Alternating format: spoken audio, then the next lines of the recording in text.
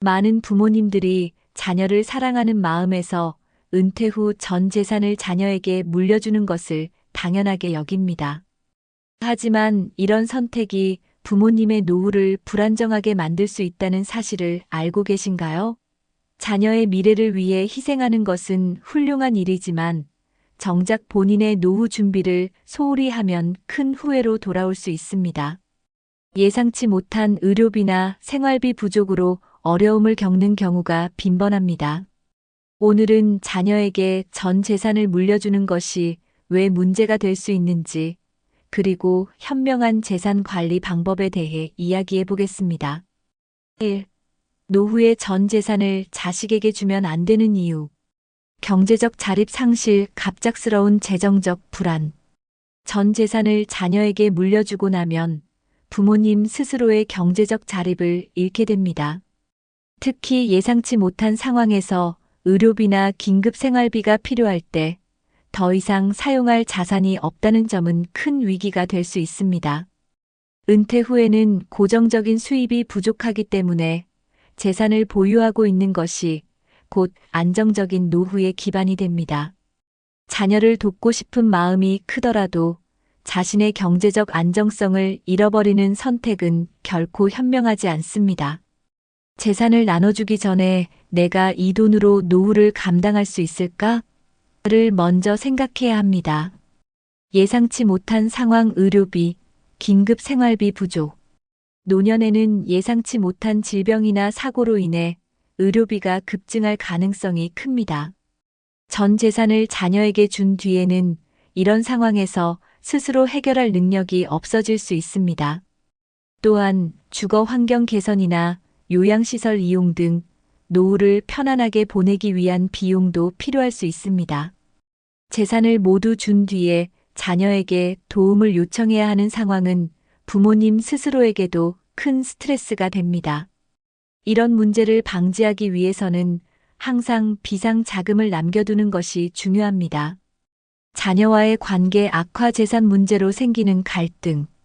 아이러니하게도 재산을 나눠주고 나서 자녀와의 관계가 악화되는 경우가 많습니다. 한쪽 자녀에게만 재산을 더 많이 주었거나 분배 과정에서 자녀들 사이에 갈등이 생기면 부모와 자녀 간의 신뢰가 깨질 수 있습니다. 심지어 자녀가 부모의 재산을 받자마자 무책임하게 사용하거나 부모를 소홀히 대하는 경우도 있습니다. 이러한 상황은 부모님에게 큰 실망감과 상처를 줄 수 있습니다. 재산 분배는 단순히 자산을 나누는 것이 아니라 가족 간의 관계를 고려한 신중한 접근이 필요합니다. 2. 전 재산을 준 후 부모가 겪는 현실. 자식에게 의존하게 되는 불편한 상황. 전 재산을 물려준 뒤에는 경제적으로 자녀에게 의존할 수밖에 없는 상황이 생깁니다. 스스로 생활비나 의료비를 충당할 수 없는 경우 자녀에게 돈을 요청하는 일이 잦아질 수 있습니다. 하지만 자녀가 경제적으로 여유롭지 않다면 이런 요청은 부모와 자녀 모두에게 부담이 될 수 있습니다. 부모로서 자녀에게 의존해야 하는 현실은 자존감에 상처를 주며 가족 간의 불편한 감정을 초래할 수 있습니다. 자녀를 돕기 위해 시작한 일이 오히려 부모님 스스로를 불편하게 만드는 결과로 이어질 수 있습니다. 자녀의 태도 변화와 갈등, 책임감 상실의 문제. 전 재산을 물려받은 자녀가 책임감을 잃고 무책임한 행동을 보이는 경우도 있습니다. 부모님이 가진 모든 재산을 넘겨줬다는 사실이 자녀에게 자립심보다는 의존심을 키우게 만들기도 합니다. 이는 자녀가 자신의 재정적 미래를 스스로 준비하지 않게 되는 부작용을 낳을 수 있습니다. 또한 재산을 물려받은 자녀가 부모를 돌보는 의무를 소홀히 하거나 무관심해지는 경우도 생깁니다. 자녀의 태도 변화는 부모님에게 큰 실망을 안기고 가족 간의 갈등을 초래할 수 있습니다. 노후 생활의 질 저하, 계획 없는 재산 처분의 결과. 전 재산을 물려준 후 계획 없이 생활하면 노후의 삶의 질이 크게 떨어질 수 있습니다. 돈이 없으면 의료 서비스나 요양시설 같은 기본적인 필요조차 충족시키기 어려울 수 있습니다. 또한 경제적으로 불안정한 상황에서 생활하면 정서적으로도 큰 스트레스를 받을 수 있습니다. 노후에는 재산이 곧 삶의 안정과 연결되기 때문에 이를 유지하는 것이 매우 중요합니다. 결국 재산을 모두 나눠주는 것은 부모님 스스로의 삶의 질을 떨어뜨리는 선택이 될 수 있습니다. 3. 자식에게 전 재산을 주기 전에 고려해야 할 점. 부모 본인의 노후 생활 안정이 우선. 재산을 자녀에게 물려주기 전 부모님의 노후 생활 안정이 무엇보다 우선되어야 합니다. 노후에는 의료비, 생활비, 예기치 못한 상황에 대비한 비상금이 반드시 필요합니다. 충분한 자금이 없다면 자녀에게 의존해야 하거나 원하는 생활 수준을 유지하지 못하게 될 수 있습니다. 부모님 스스로 안정적인 삶을 유지하는 것이 자녀를 걱정하지 않게 하고 부모와 자녀 모두의 관계에도 긍정적인 영향을 미칩니다. 경제적으로 독립적인 부모님이 되는 것이 자녀에게 더 큰 본보기가 될 수 있습니다. 자녀와의 재산 분배 및 관리에 대한 명확한 합의. 재산을 물려줄 계획이라면 자녀와의 명확한 대화를 통해 합의를 이끌어내는 것이 중요합니다. 분명한 의사소통 없이 재산을 나눠주면 자녀들 간의 갈등이나 오해가 생길 가능성이 높습니다. 재산 분배와 관리 계획을 가족이 함께 투명하게 논의하면 갈등을 미리 예방할 수 있습니다. 예를 들어 재산의 일부는 부모님께서 직접 관리하고 나머지 일부는 자녀에게 나눠주는 방식을 고려할 수 있습니다. 모든 과정에서 명확한 기준을 세우고 공정하게 처리하는 것이 필요합니다. 재산 관리 전문가나 상담의 필요성. 재산 문제는 감정적으로 처리하기 쉬운 주제이기 때문에 전문가의 도움을 받는 것이 유용합니다. 재산 분배와 관리에 대한 계획은 금융 전문가, 변호사 혹은 노후 재정 상담가와 상담을 통해 신중하게 결정하는 것이 좋습니다.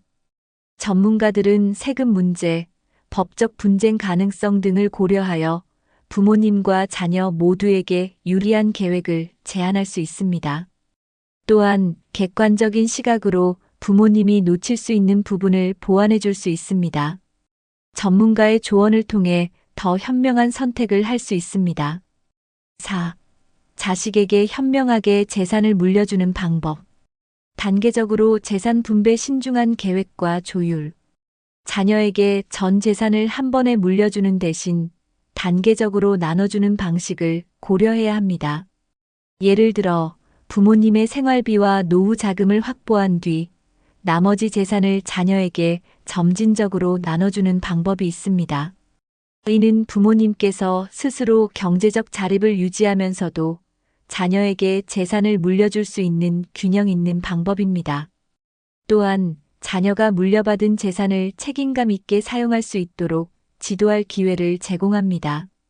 단계적인 분배는 부모님과 자녀 모두에게 더 안정적이고 긍정적인 결과를 가져다 줍니다. 부모와 자녀가 함께 관리하는 자산 운영 방안. 부모와 자녀가 함께 재산을 관리하는 방식도 좋은 대안이 될 수 있습니다. 예를 들어 부모님이 일정 금액을 자녀와 공동계좌로 관리하거나 투자에 대한 결정을 함께 논의하는 방식입니다. 이를 통해 자녀는 재정 관리의 책임감을 배우고 부모님은 여전히 자신의 재산에 대한 통제권을 가질 수 있습니다. 협력적인 방식은 자녀와의 신뢰를 쌓는 데도 큰 도움이 됩니다. 다만 이 과정에서도 서로의 역할과 책임을 명확히 정해야 불필요한 갈등을 피할 수 있습니다. 일부 재산만 물려주고 나머지는 노후 대비 자금으로 유지. 재산을 모두 물려주기보다는 일부는 물려주고 나머지는 부모님 자신을 위한 노후 대비 자금으로 남겨두는 것이 현명합니다. 이렇게 하면 자녀를 도우면서도 스스로의 경제적 안정감을 유지할 수 있습니다. 예를 들어 자녀가 경제적으로 자립할 수 있도록 초기 자금을 지원하되 부모님 자신을 위한 충분한 자금을 보유하는 것입니다. 이는 자녀에게 도움을 주는 동시에 부모님 스스로 노후를 편안하게 보낼 수 있는 방법입니다. 부모님의 안정적인 노후는 자녀에게도 더 큰 정신적 안정을 줄 수 있습니다. 5. 자녀에게 물려줄 것은 돈보다 더 중요한 것.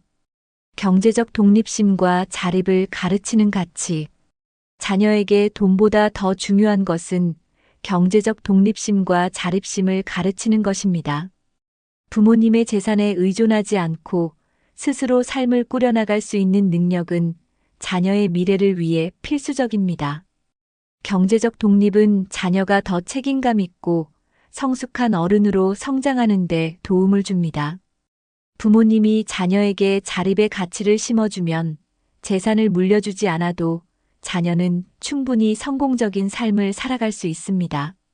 자녀가 스스로 노력해 성취하는 삶은 더 큰 만족감을 안겨줄 것입니다. 함께 보내는 시간과 정서적 유산의 중요성. 부모님이 자녀에게 물려줄 수 있는 가장 귀중한 유산 중 하나는 함께 보낸 시간과 추억입니다. 정서적 교류와 사랑은 돈으로 살 수 없는 것이며 자녀에게 평생 동안 긍정적인 영향을 미칩니다.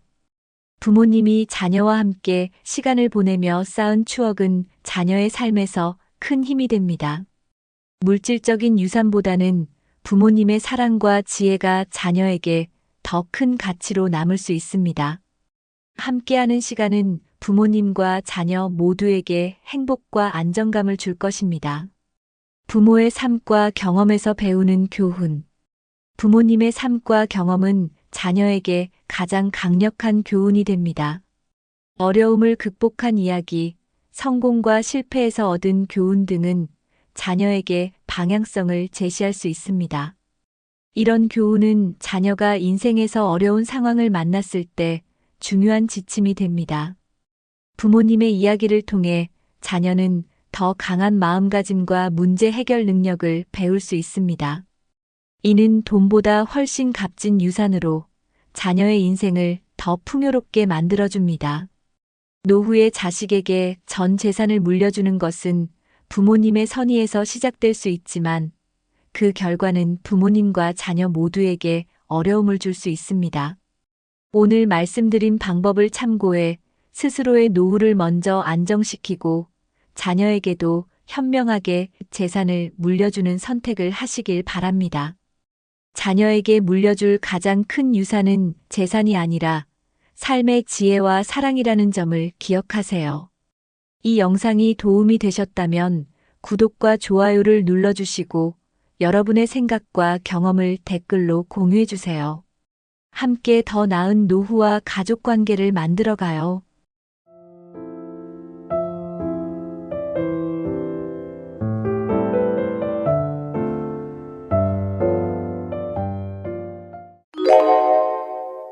나이가 들수록 몸이 예전 같지 않다는 걸 느끼시나요?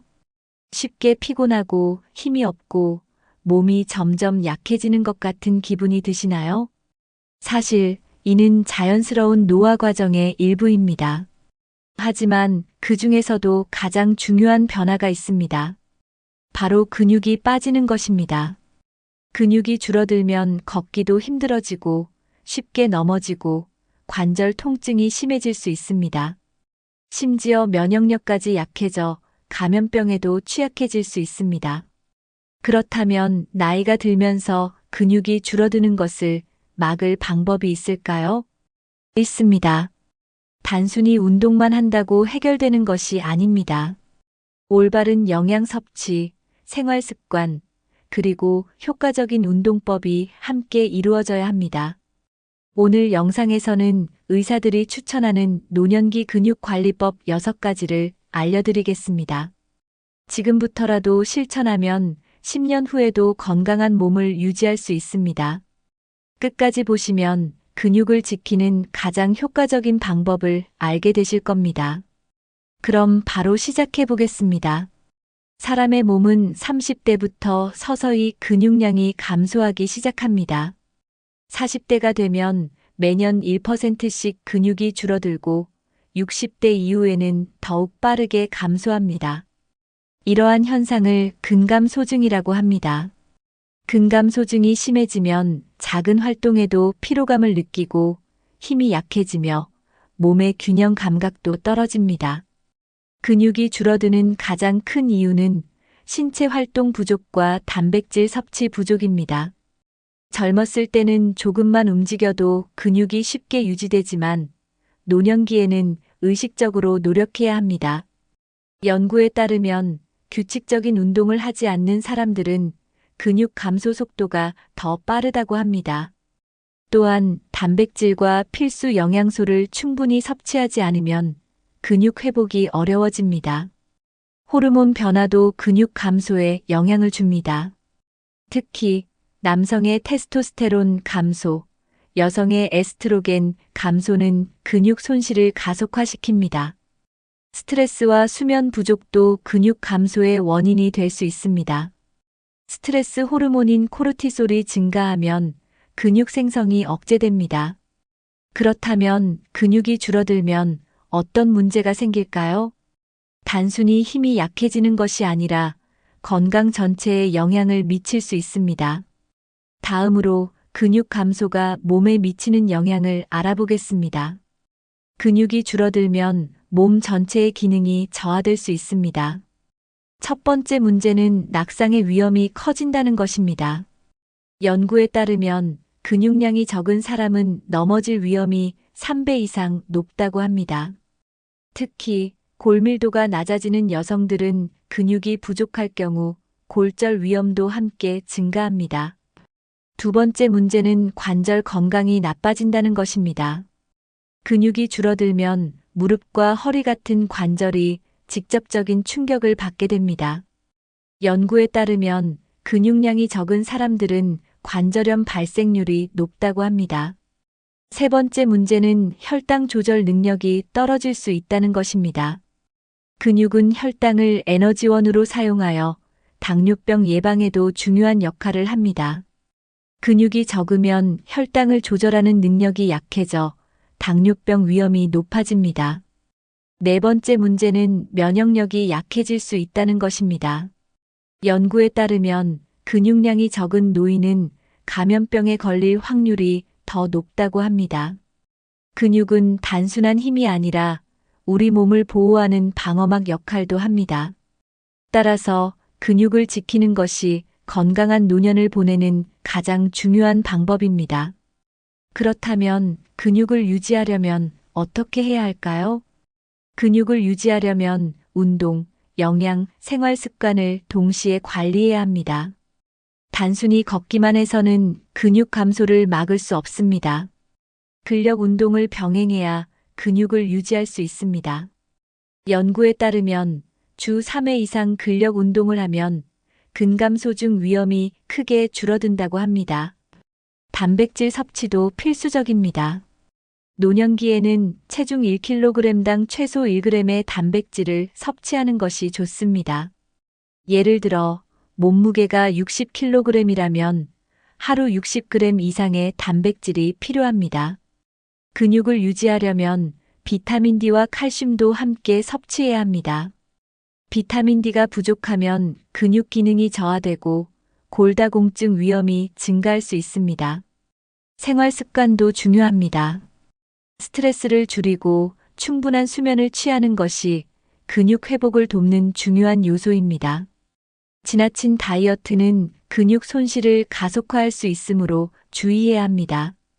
적절한 체중을 유지하면서 건강한 식단과 운동을 병행하는 것이 핵심입니다. 지금부터라도 근육을 지키는 습관을 만들어야 합니다. 다음으로 단백질 섭취가 근육 유지의 중요한 이유를 알아보겠습니다. 근육을 유지하기 위해 가장 중요한 영양소는 단백질입니다. 단백질은 근육을 구성하는 주요 성분이며 근육 회복과 재생에도 필수적입니다. 연구에 따르면 나이가 들수록 단백질 흡수율이 낮아지기 때문에 더욱 신경 써야 합니다. 일반적으로 하루에 체중 1kg당 1g 이상의 단백질을 섭취하는 것이 좋습니다. 예를 들어 몸무게가 60kg이라면 하루 60g 이상의 단백질이 필요합니다. 단백질을 충분히 섭취하지 않으면 근육 손실이 빨라지고 신체 기능이 약해질 수 있습니다.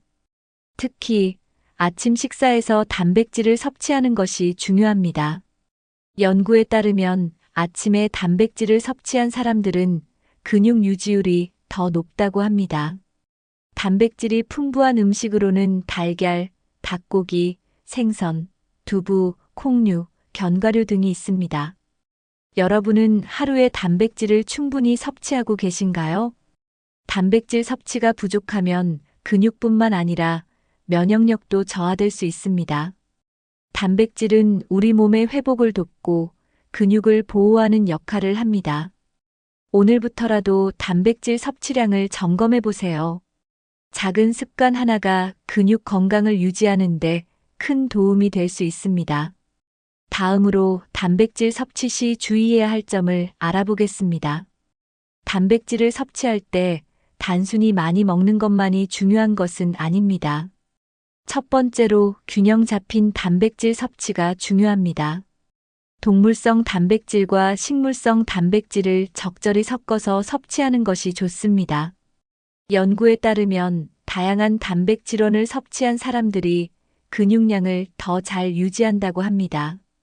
두 번째로 소화가 잘 되는 단백질을 선택해야 합니다.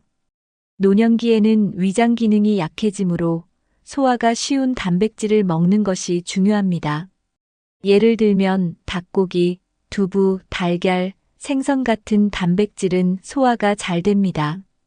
반면 기름진 육류는 소화가 어려울 수 있으므로 주의해야 합니다. 세 번째로 단백질을 한꺼번에 많이 먹기보다는 나누어 섭취하는 것이 좋습니다. 연구에 따르면 한 끼에 20g 이상의 단백질을 섭취하면 근육 합성이 더 효과적으로 이루어진다고 합니다. 따라서 아침, 점심, 저녁마다 골고루 단백질을 섭취하는 것이 중요합니다. 네 번째로 수분 섭취도 함께 신경 써야 합니다. 단백질을 많이 섭취하면 신장이 부담을 느낄 수 있기 때문에 충분한 물을 마시는 것이 좋습니다.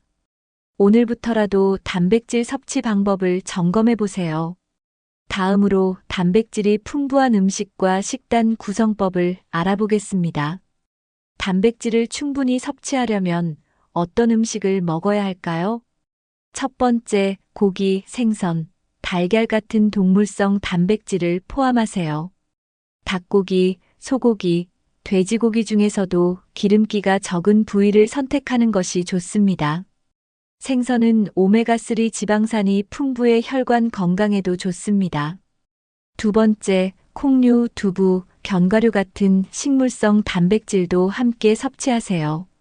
두부와 콩은 소화가 잘 되고 노년기 건강에 필수적인 단백질 공급원입니다. 견과류에는 단백질뿐만 아니라 건강한 지방도 함유되어 있어 에너지를 보충하는 데 도움이 됩니다.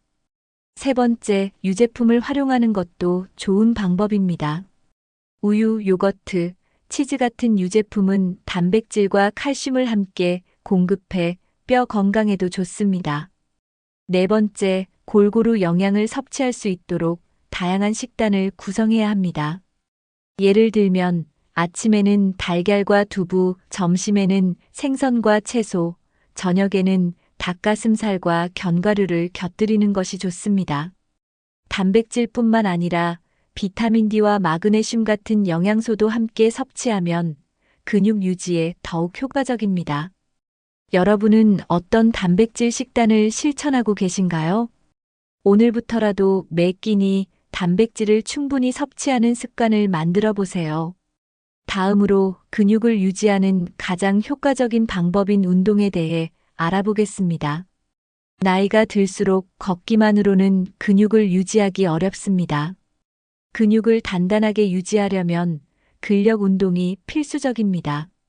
연구에 따르면 근력 운동을 꾸준히 하면 근감소증 위험이 30% 이상 줄어든다고 합니다. 근력 운동은 단순히 근육을 키우는 것뿐만 아니라 뼈를 튼튼하게 하고 관절을 보호하는 역할도 합니다. 또한 혈당을 조절하고 심혈관 건강을 유지하는 데도 도움이 됩니다. 그렇다면 어떤 근력 운동을 하면 좋을까요? 가장 기본적인 근력 운동은 스쿼트, 벽 밀기, 의자에서 일어나기 운동입니다. 스쿼트는 허벅지와 엉덩이 근육을 강화해 걷는 힘을 길러줍니다. 벽 밀기는 팔과 어깨 근력을 강화하는 데 도움이 됩니다. 의자에서 일어나기 운동은 일상생활에서의 기동성을 유지하는 데 필수적인 운동입니다. 여러분은 근력 운동을 얼마나 자주 하고 계신가요? 근력 운동은 일주일에 최소 3번 이상 하는 것이 좋습니다.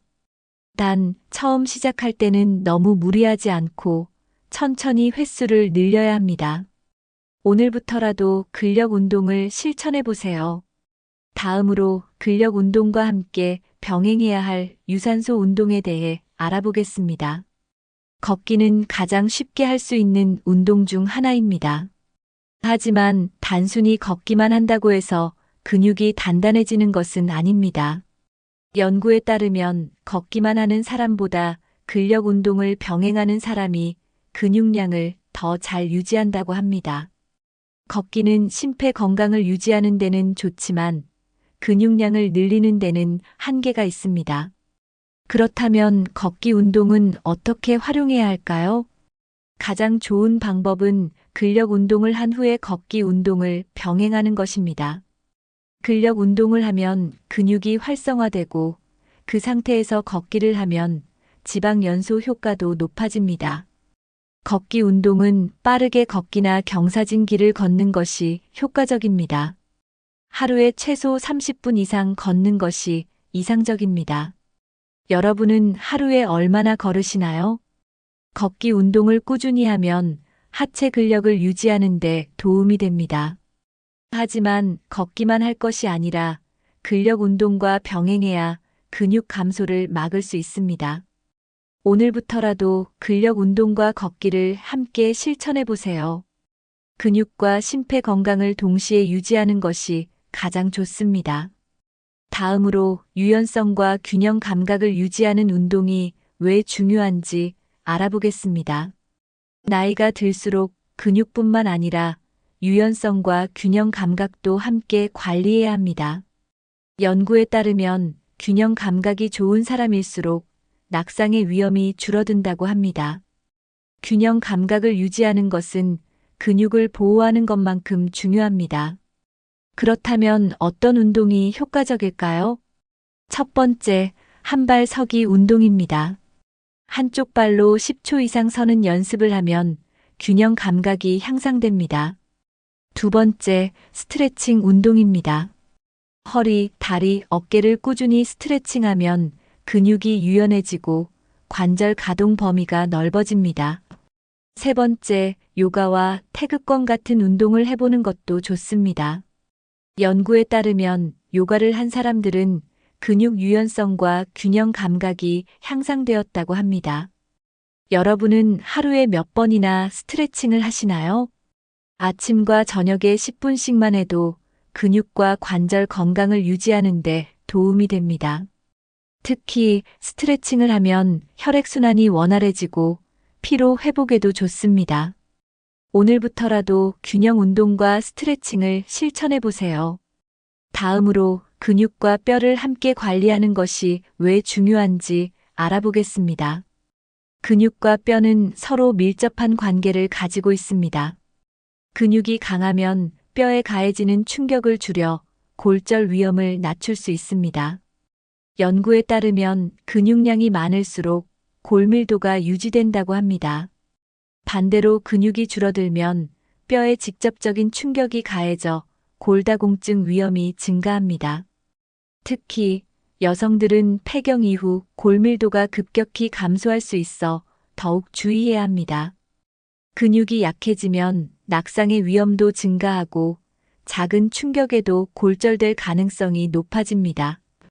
근육과 뼈 건강을 동시에 관리하려면 규칙적인 운동이 필수적입니다. 근력 운동을 하면 뼈에 적절한 압력이 가해져 골밀도가 증가하는 효과가 있습니다. 걷기, 계단 오르기, 스쿼트 같은 운동은 뼈와 근육을 동시에 강화하는 데 효과적입니다. 여러분은 하루에 얼마나 활동하고 계신가요? 앉아 있는 시간이 길어질수록 근육과 뼈가 약해질 위험이 커집니다. 따라서 일상에서 자주 움직이고 앉아 있는 시간을 줄이는 것이 중요합니다. 오늘부터라도 하루 30분 이상 활동하는 습관을 만들어 보세요. 작은 변화가 건강한 근육과 뼈를 유지하는 데 큰 도움이 됩니다. 다음으로 뼈 건강을 위한 필수 영양소인 비타민 D와 칼슘의 중요성에 대해 알아보겠습니다. 뼈 건강을 유지하려면 비타민 D와 칼슘이 필수적입니다. 칼슘은 뼈를 튼튼하게 만들어 골밀도를 유지하는 역할을 합니다. 연구에 따르면 칼슘이 부족하면 뼈가 약해지고 골절 위험이 증가한다고 합니다. 칼슘이 풍부한 음식으로는 우유, 치즈, 요거트, 두부, 멸치, 시금치 등이 있습니다. 하지만 칼슘만 충분히 섭취한다고 해서 뼈 건강이 유지되는 것은 아닙니다. 비타민 D가 있어야 칼슘이 몸에서 제대로 흡수될 수 있습니다. 비타민 D는 햇볕을 쬐면 피부에서 자연스럽게 생성됩니다. 하지만 나이가 들수록 비타민 D 합성 능력이 떨어지기 때문에 신경 써서 보충해야 합니다. 연구에 따르면 비타민 D가 부족하면 근육이 약해지고 낙상의 위험이 높아진다고 합니다. 여러분은 햇볕을 얼마나 자주 쬐고 계신가요? 하루 15분에서 30분 정도 햇볕을 쬐는 것이 비타민 D 합성에 도움이 됩니다. 비타민 D가 풍부한 음식으로는 연어, 고등어, 달걀 노른자, 버섯 등이 있습니다. 부족할 경우 영양제로 보충하는 것도 좋은 방법입니다. 오늘부터라도 칼슘과 비타민 D를 충분히 섭취하는 습관을 만들어 보세요. 다음으로 생활 속에서 근육과 뼈 건강을 유지하는 방법에 대해 알아보겠습니다. 근육과 뼈 건강을 유지하려면 생활 속 작은 습관이 중요합니다. 첫 번째, 실내에서 오래 머무르지 않고 햇빛을 자주 쬐어야 합니다. 연구에 따르면 야외 활동이 많은 사람들은 골밀도가 높고 근육량도 잘 유지된다고 합니다. 두 번째, 집에서도 할 수 있는 운동을 습관화해야 합니다. 스쿼트, 의자에서 일어나기 운동, 가벼운 아령 운동은 공간이 작아도 충분히 할 수 있습니다. 세 번째, 올바른 자세를 유지하는 것이 중요합니다. 등을 구부리고 오래 앉아 있으면 근육과 뼈에 부담이 가해져 통증이 발생할 수 있습니다. 연구에 따르면 자세가 좋은 사람일수록 근육과 뼈 건강이 더 오래 유지된다고 합니다. 네 번째, 충분한 수면을 취해야 합니다. 잠을 잘 자야 근육 회복이 원활하고 뼈 건강에도 긍정적인 영향을 줍니다. 다섯 번째, 스트레스를 줄이고 긍정적인 마인드를 가지는 것이 중요합니다. 스트레스는 코르티솔이라는 호르몬을 증가시켜 근육 손실을 가속화할 수 있습니다. 여러분은 하루에 얼마나 활동하고 계신가요? 오늘부터라도 작은 습관부터 실천해 보세요. 다음으로 근육을 망치는 나쁜 습관에 대해 알아보겠습니다. 나이가 들수록 몸을 움직이는 것이 귀찮아질 때가 많습니다. 하지만 운동을 하지 않는 것이 근육 감소의 가장 큰 원인입니다. 연구에 따르면 일주일 동안 침대에만 누워 있으면 근육량이 10% 이상 감소할 수 있다고 합니다. 특히 60대 이후에는 근육이 자연적으로 줄어들기 때문에 운동이 필수적입니다. 걷기조차 하지 않으면 하체 근력이 급격하게 약해져 낙상 위험이 증가합니다. 운동을 하지 않으면 혈액순환도 원활하지 않아 관절과 근육에 통증이 생길 수 있습니다. 근육이 줄어들면 일상적인 활동도 점점 어려워지고 생활의 질이 낮아집니다. 그렇다면 어떻게 하면 운동 부족에서 벗어날 수 있을까요? 하루에 30분씩 간단한 근력 운동과 걷기를 병행하는 것이 가장 효과적입니다. 연구에 따르면 주 3회 이상 꾸준히 운동한 사람들은 근감소증 발생률이 낮아졌다고 합니다. 여러분은 하루에 얼마나 자주 움직이고 계신가요? 앉아 있는 시간이 길어질수록 근육 감소가 빨라지므로 의식적으로 활동을 늘려야 합니다. 오늘부터라도 하루에 30분씩 꾸준히 몸을 움직여 보세요. 작은 노력만으로도 근육 건강을 유지할 수 있습니다. 다음으로 잘못된 식습관이 근육에 미치는 영향을 알아보겠습니다. 근육을 유지하려면 운동뿐만 아니라 올바른 식습관도 중요합니다. 연구에 따르면 영양이 부족한 사람들은 근감소증 위험이 더 높다고 합니다. 가장 흔한 실수는 단백질 섭취가 부족한 식단을 유지하는 것입니다. 특히 나이가 들수록 고기를 피하는 경우가 많아 단백질 섭취가 부족해질 수 있습니다. 단백질이 부족하면 근육 회복이 느려지고 근손실이 가속화될 수 있습니다. 두 번째 문제는 과도한 탄수화물과 가공식품 섭취입니다. 빵, 면, 밥 같은 정제된 탄수화물을 과하게 섭취하면 혈당이 급격히 오르면서 근육 생성에 방해가 됩니다.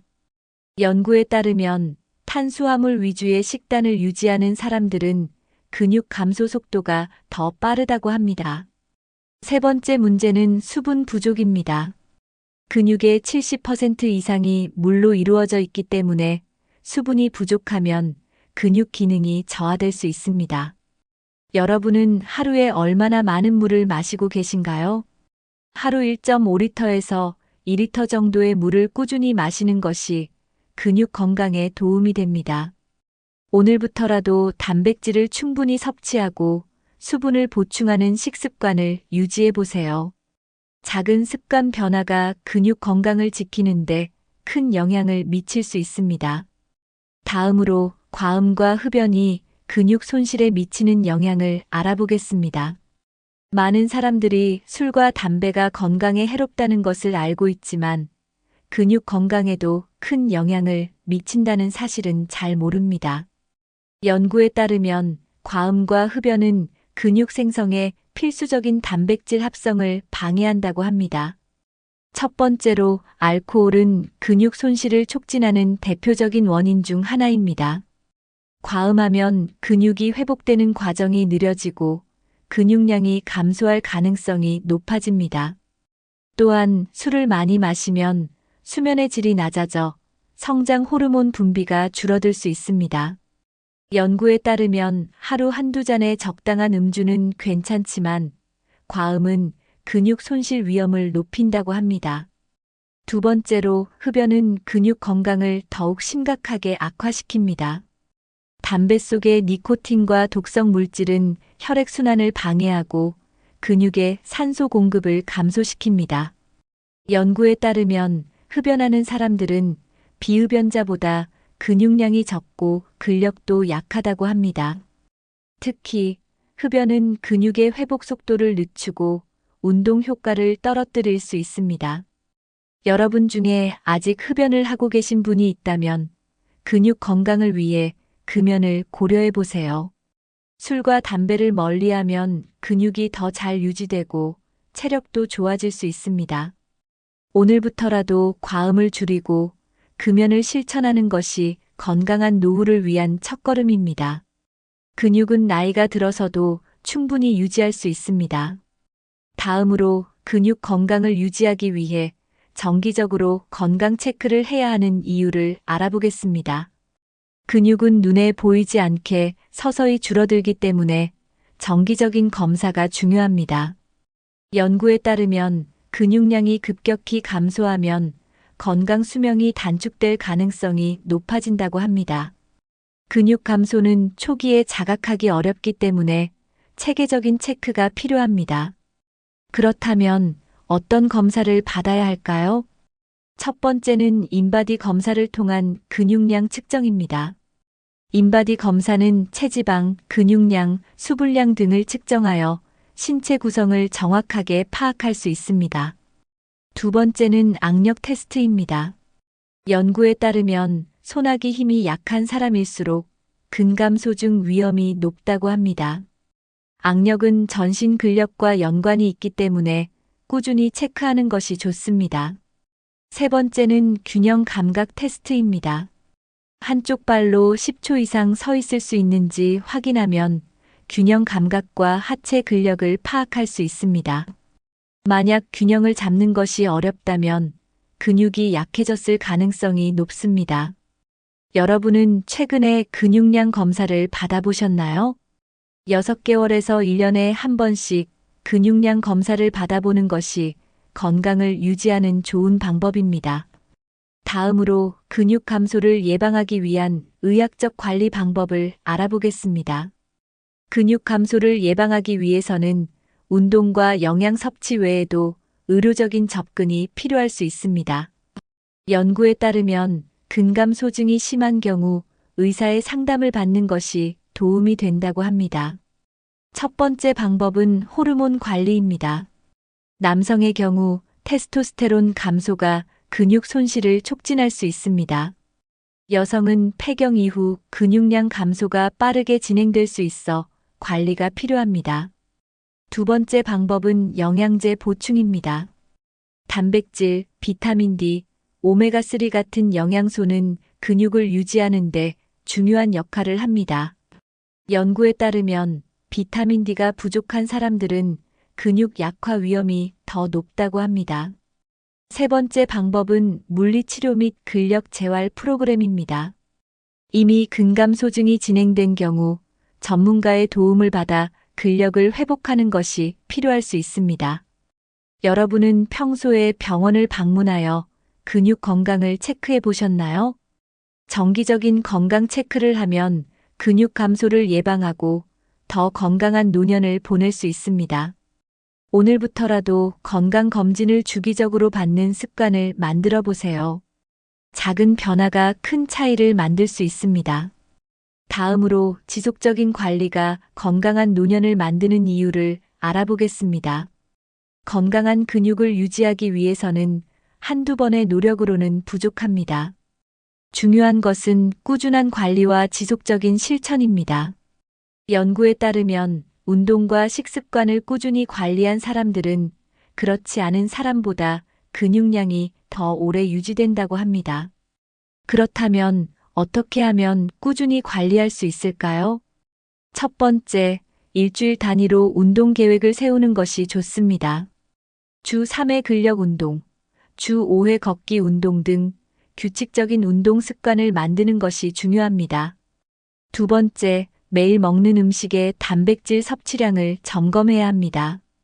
연구에 따르면 단백질 섭취를 꾸준히 한 사람들은 근육 감소 속도가 느려진다고 합니다. 세 번째, 정기적으로 근육량과 건강 상태를 체크하는 것이 중요합니다. 병원을 방문하여 근육량 검사, 골밀도 검사 등을 주기적으로 받는 것이 좋습니다. 네 번째, 생활 습관을 개선해야 합니다.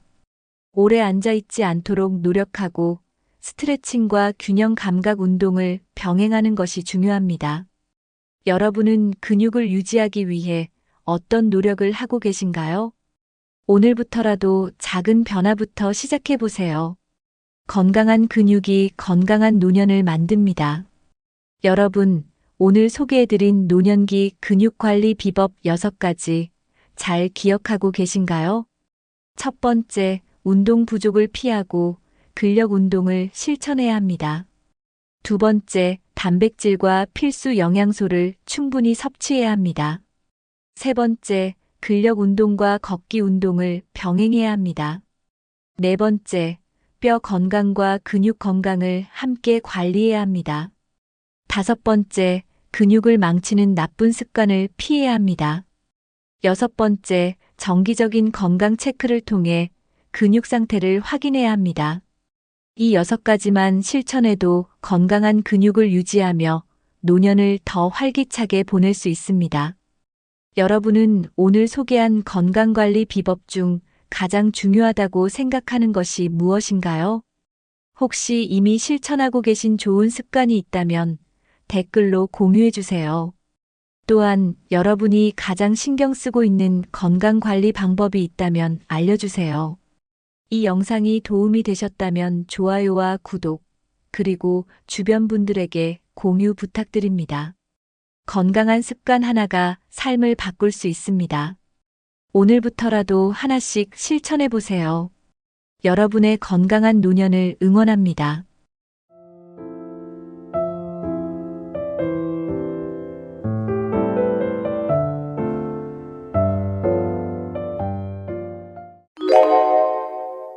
여러분, 오래 사는 것보다 더 중요한 게 뭔지 아시나요? 바로 건강하게 오래 사는 것입니다.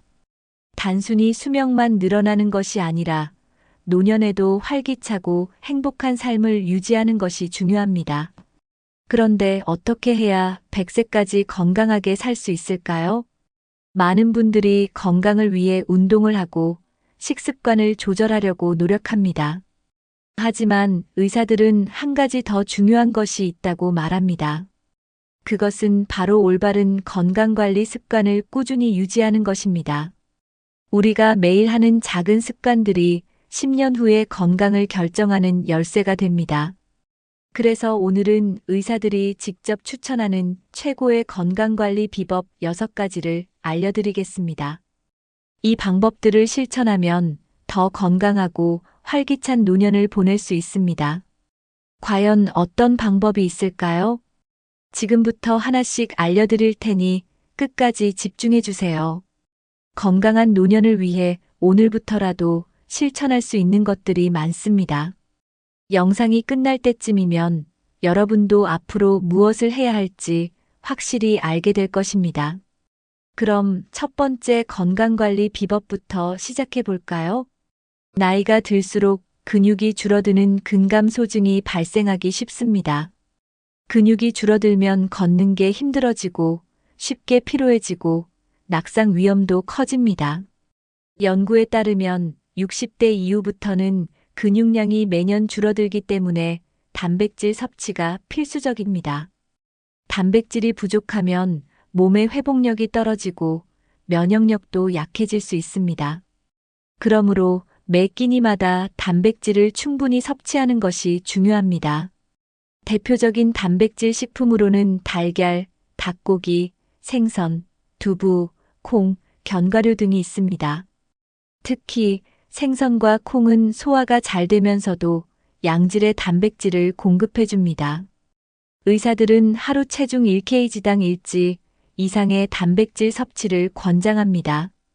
예를 들어 몸무게가 60kg인 경우 하루 60지 이상의 단백질이 필요합니다. 여러분은 하루에 충분한 단백질을 섭취하고 계신가요? 단백질 섭취를 위해 하루에 달걀 1개, 두부 반모, 생선 1토막을 챙겨 드시는 것을 추천합니다. 또한 단백질을 효율적으로 흡수하려면 비타민 D와 함께 섭취하는 것이 좋습니다. 햇볕을 충분히 쬐거나 연어, 우유 같은 비타민 D가 풍부한 음식을 함께 먹어보세요. 오늘부터라도 매 끼니 단백질을 충분히 섭취하는 습관을 만들어 보세요. 다음으로 노화를 늦추는 항산화 식품에 대해 알아보겠습니다. 나이가 들수록 세포가 손상되면서 노화가 빨라질 수 있습니다. 하지만 항산화 성분이 풍부한 음식을 섭취하면 세포 손상을 줄이고 노화를 늦출 수 있습니다. 대표적인 항산화 식품으로는 블루베리, 토마토, 브로콜리, 녹차, 견과류 등이 있습니다. 블루베리는 뇌 건강을 보호하는 데 도움을 주고 기억력을 향상시키는 효과가 있습니다. 토마토에는 라이코펜이라는 항산화 성분이 있어 심혈관 질환 예방에 좋습니다. 브로콜리는 비타민C와 식이섬유가 풍부하여 면역력을 높여줍니다. 연구에 따르면 항산화 식품을 꾸준히 섭취한 노인은 그렇지 않은 노인보다 더 오랫동안 건강을 유지한다고 합니다. 여러분은 평소에 어떤 항산화 식품을 섭취하고 계신가요? 매일 한 줌의 견과류와 채소, 과일을 섭취하는 것이 좋습니다.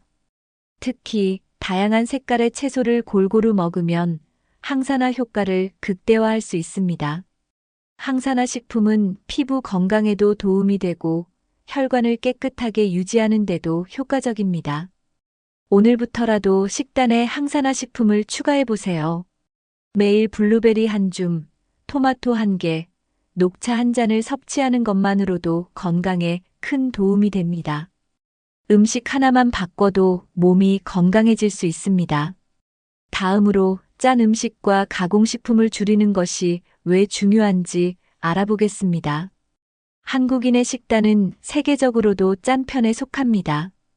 짠 음식을 많이 먹으면 혈압이 상승하고 심혈관 질환 위험이 높아질 수 있습니다. 연구에 따르면 나트륨 섭취량이 많을수록 고혈압과 뇌졸중 발생 위험이 커진다고 합니다. 특히 60대 이후에는 신장이 나트륨을 배출하는 능력이 감소하여 더욱 주의가 필요합니다. 가공식품에는 소금뿐만 아니라 화학 첨가물이 많아 건강에 해로울 수 있습니다. 햄, 소시지, 라면, 인스턴트 음식에는 나트륨과 방부제가 많아 혈관 건강에 좋지 않습니다. 그렇다면 어떻게 하면 나트륨 섭취를 줄일 수 있을까요? 첫 번째 방법은 국물 요리를 줄이는 것입니다. 두 번째 방법은 간을 약하게 하고 천연 재료로 맛을 내는 것입니다. 여러분은 하루에 얼마나 짠 음식을 드시나요? 오늘부터라도 짠 음식을 줄이고 싱겁게 먹는 습관을 만들어 보세요.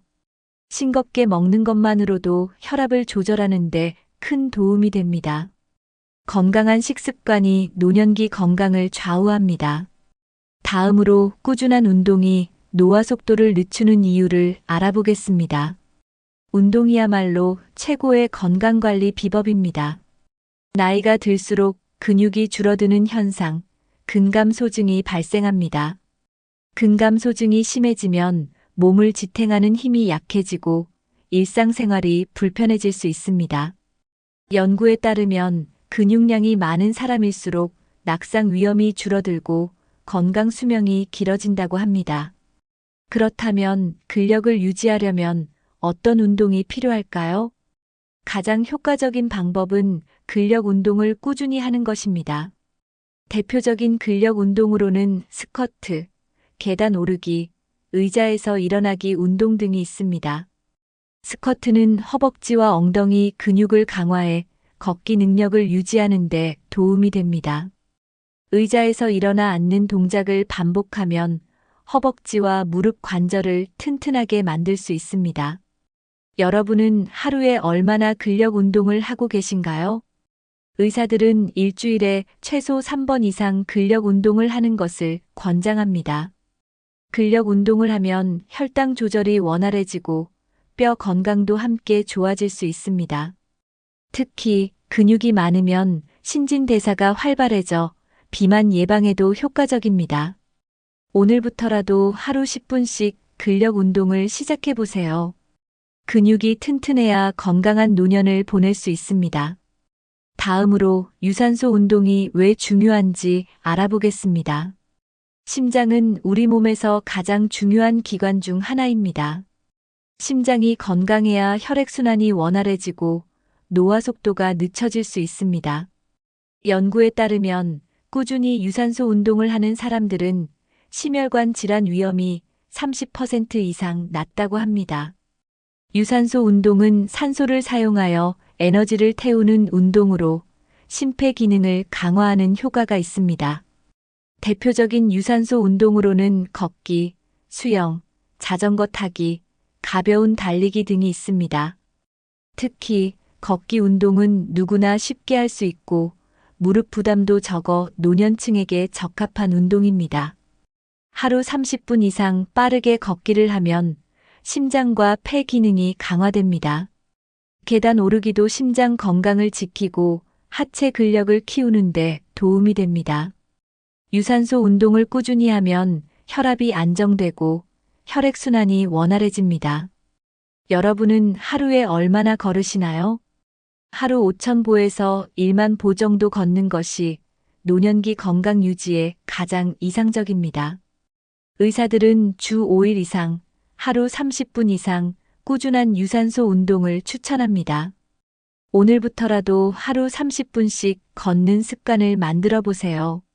심장이 튼튼해야 노년에도 활기찬 생활을 유지할 수 있습니다. 다음으로 균형 감각과 유연성을 높이는 운동이 왜 중요한지 알아보겠습니다. 나이가 들수록 균형 감각과 유연성이 떨어질 수 있습니다. 균형 감각이 저하되면 낙상의 위험이 커지고 부상의 위험도 높아집니다. 연구에 따르면 균형 운동을 꾸준히 한 노인은 그렇지 않은 노인보다 낙상 위험이 40% 이상 낮다고 합니다.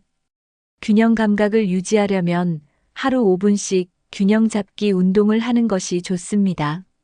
대표적인 균형 운동으로는 한발 서기, 발 뒤꿈치 들기, 벽 잡고 스쿼트 하기 등이 있습니다.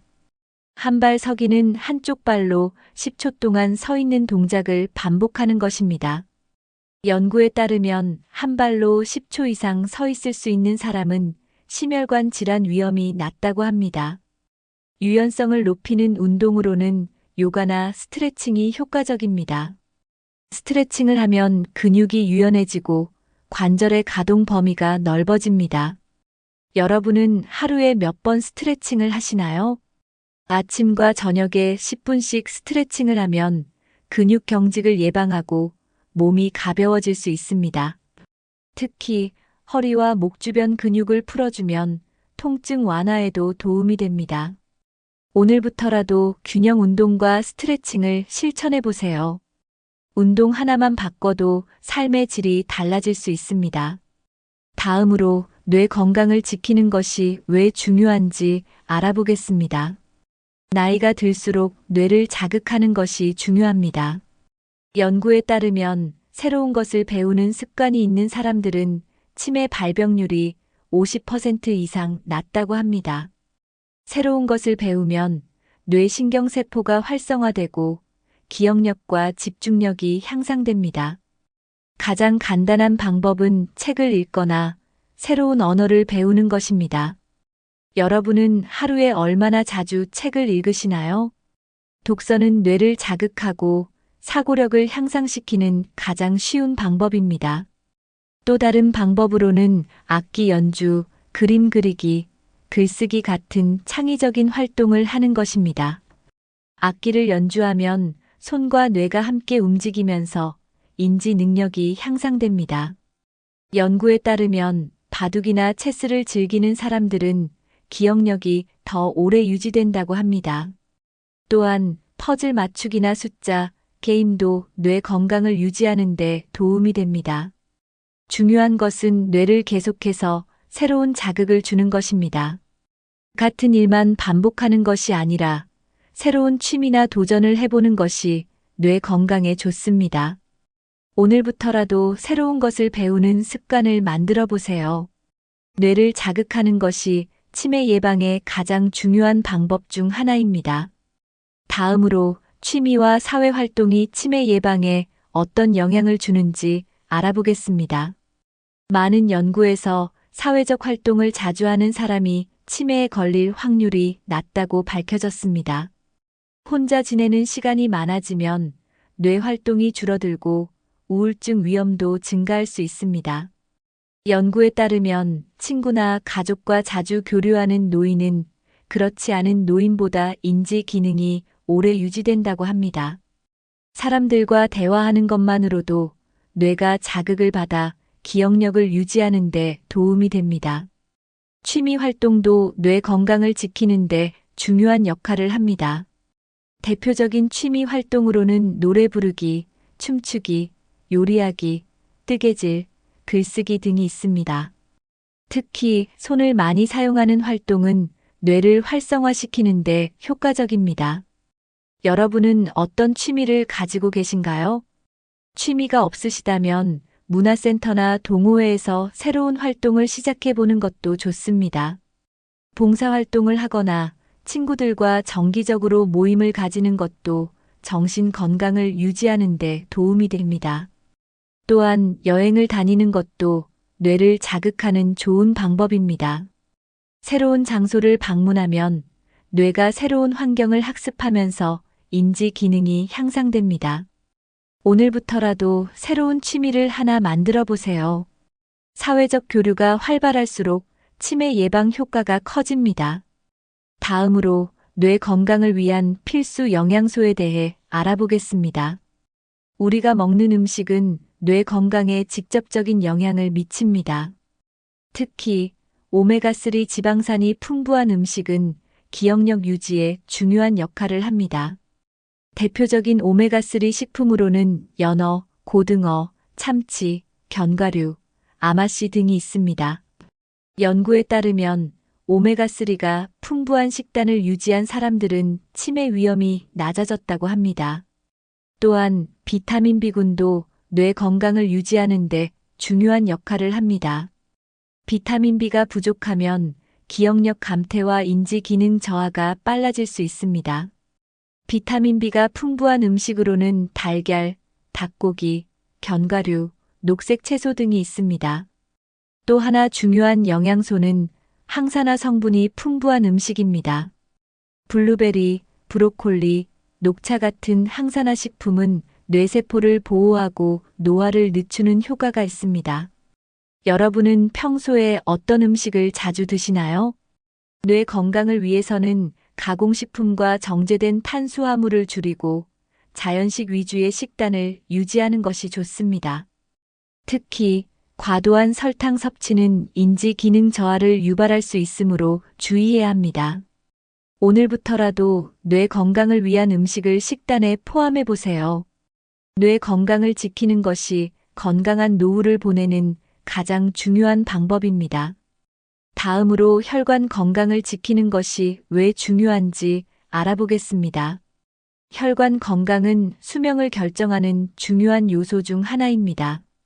연구에 따르면 심혈관 질환이 있는 사람들은 그렇지 않은 사람들보다 기대 수명이 평균적으로 10년 이상 짧다고 합니다. 혈관이 건강해야 뇌와 심장으로 가는 혈액이 원활하게 공급될 수 있습니다. 특히 고혈압과 당뇨는 심혈관 질환의 주요 원인으로 꼽힙니다. 그렇다면 어떻게 하면 혈관 건강을 지킬 수 있을까요? 가장 중요한 것은 혈압과 혈당을 정기적으로 체크하는 것입니다. 고혈압은 증상이 없어서 방치하기 쉽지만 뇌졸중이나 심장마비의 주요 원인이 될 수 있습니다. 연구에 따르면 60대 이후에는 혈압을 매달 한 번씩 체크하는 것이 좋습니다. 또한 당뇨병이 있으면 혈관이 손상될 위험이 높아지므로 혈당 관리도 필수적입니다. 당뇨병을 예방하려면 가공식품과 정제된 탄수화물 섭취를 줄이고 혈당을 천천히 올리는 음식을 섭취해야 합니다. 여러분은 혈압과 혈당을 얼마나 자주 체크하시나요? 집에서도 혈압계를 활용해 정기적으로 혈압을 측정하는 습관을 들이는 것이 중요합니다. 혈압과 혈당을 정상 범위로 유지하면 뇌졸중과 심장병 위험을 크게 줄일 수 있습니다. 오늘부터라도 혈압과 혈당을 주기적으로 관리해 보세요. 다음으로 혈관을 깨끗하게 유지하는 건강한 음식에 대해 알아보겠습니다. 혈관 건강을 지키기 위해서는 좋은 음식을 선택하는 것이 매우 중요합니다. 연구에 따르면 건강한 식습관을 유지하면 심혈관 질환 위험을 30% 이상 줄일 수 있습니다. 대표적인 혈관 건강식품으로는 등푸른 생선, 올리브 오일, 견과류, 녹색 채소, 귀리 등이 있습니다. 등푸른 생선에는 오메가3 지방산이 풍부하여 혈관을 깨끗하게 유지하는 데 도움이 됩니다. 연구에 따르면 일주일에 2번 이상 생선을 섭취한 사람들은 심장병 발병률이 낮아졌다고 합니다. 올리브 오일은 혈관의 염증을 줄이고 혈압을 안정시키는 효과가 있습니다. 견과류에는 좋은 지방과 항산화 성분이 많아 혈액순환을 원활하게 합니다. 녹색 채소는 혈압을 조절하고 혈관 탄력을 유지하는 데 도움이 됩니다. 귀리는 콜레스테롤 수치를 낮추는 효과가 있어 혈관 건강에 유익한 식품입니다. 여러분은 평소에 어떤 음식을 자주 드시나요? 가공식품과 트랜스 지방이 많은 음식은 혈관을 막아 혈압을 높일 수 있습니다. 따라서 튀긴 음식, 인스턴트 음식, 패스트푸드 섭취를 줄이는 것이 중요합니다. 오늘부터라도 혈관 건강을 위한 음식을 선택해 보세요. 작은 식습관 변화가 심혈관 질환 예방에 큰 도움이 될 수 있습니다. 다음으로 흡연과 과음이 혈관 건강에 미치는 영향을 알아보겠습니다. 흡연은 혈관 건강을 해치는 가장 큰 요인 중 하나입니다. 연구에 따르면 흡연을 하는 사람들은 심장병 위험이 비흡연자보다 2배 이상 높다고 합니다. 담배 속의 니코틴과 타르는 혈관을 좁게 만들고 혈압을 상승시킬 수 있습니다. 혈관이 좁아지면 혈액순환이 원활하지 않아 심장과 뇌 건강에 악영향을 미칠 수 있습니다. 또한 흡연은 콜레스테롤 수치를 높여 동맥경화를 유발할 수 있습니다. 금연을 하면 단 1년 만에 심장병 위험이 절반으로 감소한다고 합니다. 여러분 중에 아직 흡연을 하시는 분이 있다면 금연을 진지하게 고려해 보세요. 과음도 혈관 건강에 나쁜 영향을 미칠 수 있습니다. 연구에 따르면 과도한 음주는 혈압을 높이고 심장에 부담을 줄 수 있습니다. 소량의 술은 심장 건강에 도움이 될 수도 있지만 과음은 반드시 피해야 합니다. 하루에 한 잔 이상의 술을 마시는 것은 혈관 건강에 악영향을 줄 수 있습니다. 여러분은 술을 얼마나 자주 드시나요? 혈관 건강을 위해서는 음주량을 줄이고 건강한 생활 습관을 유지하는 것이 중요합니다. 오늘부터라도 금연과 절주를 실천해 보세요. 혈관 건강이 좋아지면 몸 전체가 건강해질 수 있습니다. 건강하게 오래 사는 사람들의 공통점 중 하나는 긍정적인 태도를 가지고 있다는 점입니다. 연구에 따르면 긍정적인 사람들은 그렇지 않은 사람들보다 평균적으로 7년 이상 더 오래 산다고 합니다. 긍정적인 마음가짐은 면역력을 높이고 스트레스로 인한 질병을 예방하는 데 도움이 됩니다. 스트레스는 심장병, 고혈압, 당뇨병 등의 만성질환을 악화시키는 주요 원인 중 하나입니다. 따라서 부정적인 생각보다는 항상 감사하는 마음과 긍정적인 태도를 가지는 것이 중요합니다. 하루를 시작할 때 감사한 일을 떠올리거나 작은 행복을 기록하는 습관을 들여보세요. 연구에 따르면 감사일기를 작성하는 사람들은 스트레스 수치가 낮아지고 삶의 만족도가 높아진다고 합니다. 또한 웃음이 많은 사람들은 면역력이 강화되고 혈압이 안정되는 효과를 볼 수 있습니다. 여러분은 하루에 몇 번이나 웃으시나요? 재미있는 영상을 보거나 친구들과 대화를 나누며 자주 웃는 것이 건강에 도움이 됩니다. 나이 들면 원래 그렇지라는 부정적인 생각 대신 나이와 상관없이 건강할 수 있다는 생각을 가져보세요. 긍정적인 마인드는 뇌 기능을 활성화하고 치매 예방에도 효과적입니다. 오늘부터라도 하루에 한 가지 긍정적인 생각을 떠올리는 습관을 만들어 보세요. 마음이 건강해야 몸도 건강할 수 있습니다. 다음으로 스트레스를 줄이는 명상과 심리적 안정 방법을 알아보겠습니다. 스트레스는 만병의 근원이라는 말이 있습니다. 연구에 따르면 스트레스가 높은 사람들은 심장병과 뇌졸중 위험이 증가할 확률이 높다고 합니다. 그렇다면 스트레스를 효과적으로 줄이는 방법은 무엇일까요? 가장 좋은 방법 중 하나는 명상을 통해 마음을 안정시키는 것입니다. 명상은 뇌파를 안정시키고 혈압을 낮추며 긴장을 완화하는 데 효과적입니다. 하루에 단 10분만 명상을 해도 뇌의 피로가 줄어들고 집중력이 향상될 수 있습니다. 명상을 하는 방법은 간단합니다.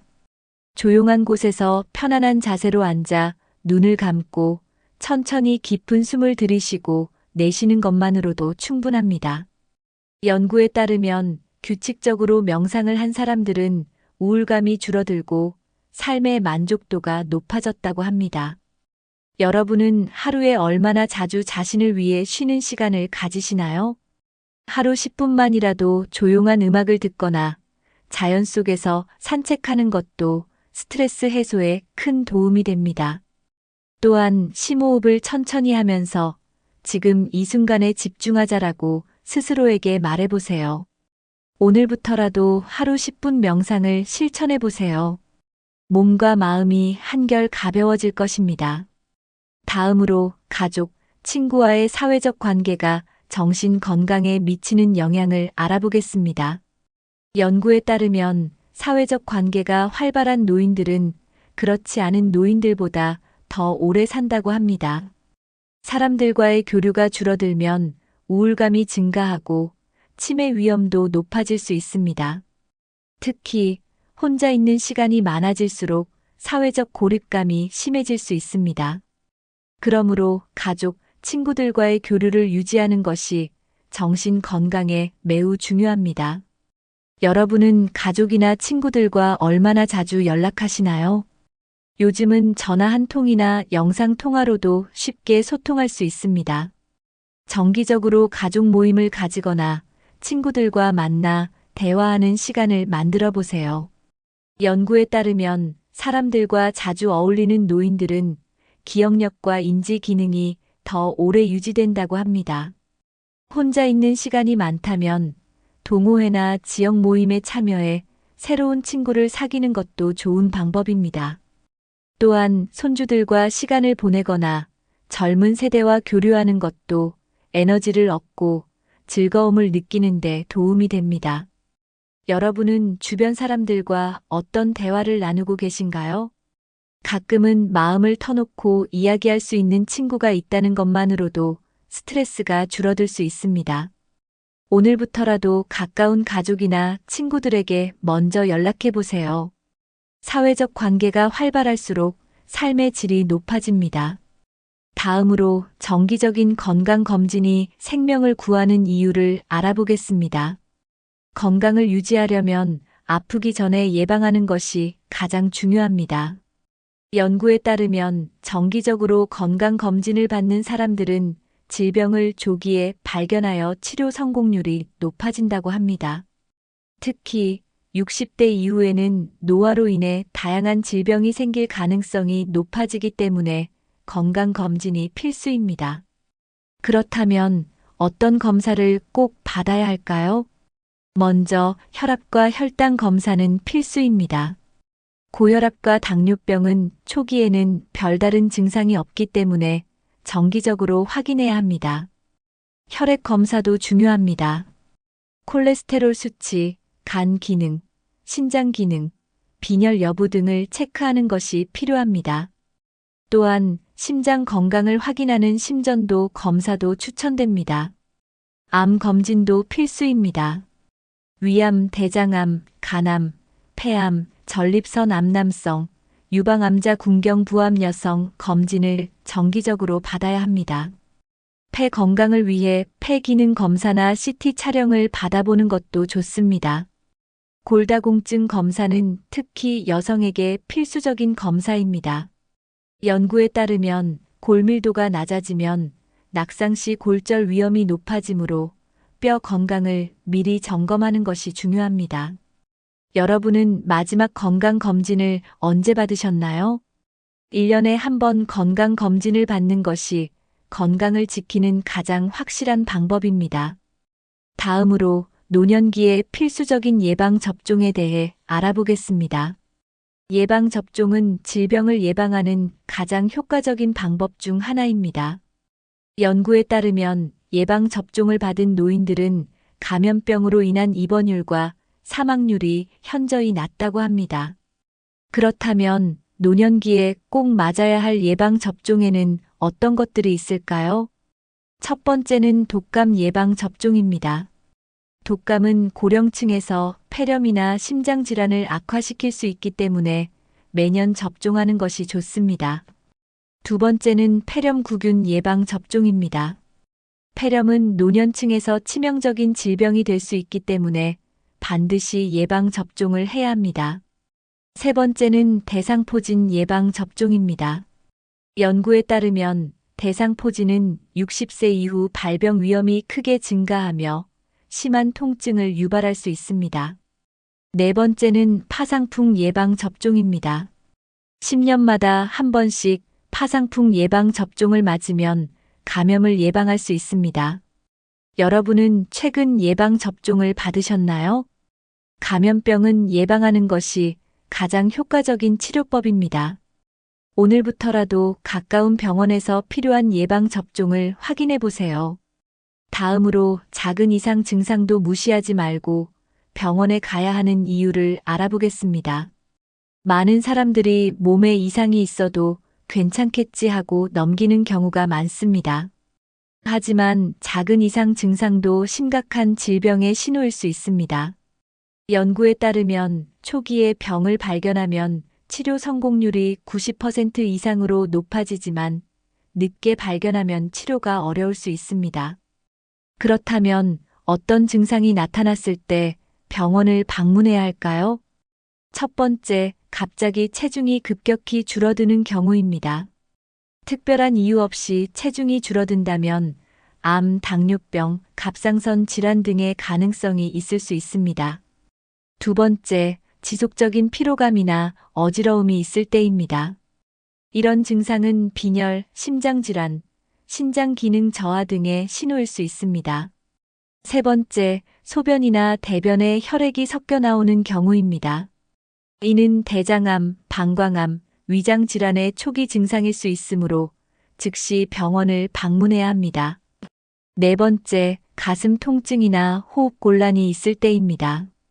연구에 따르면 이런 증상은 심장병의 초기 신호일 가능성이 높습니다. 여러분은 몸에서 보내는 신호를 잘 체크하고 계신가요? 조금이라도 이상한 증상이 있다면 주저하지 말고 병원에 가보세요.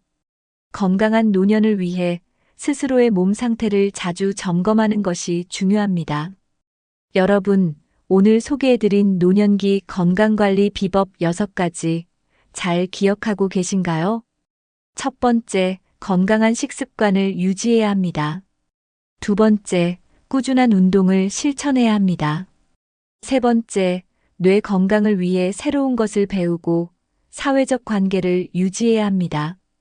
네 번째, 혈관 건강을 지켜야 합니다.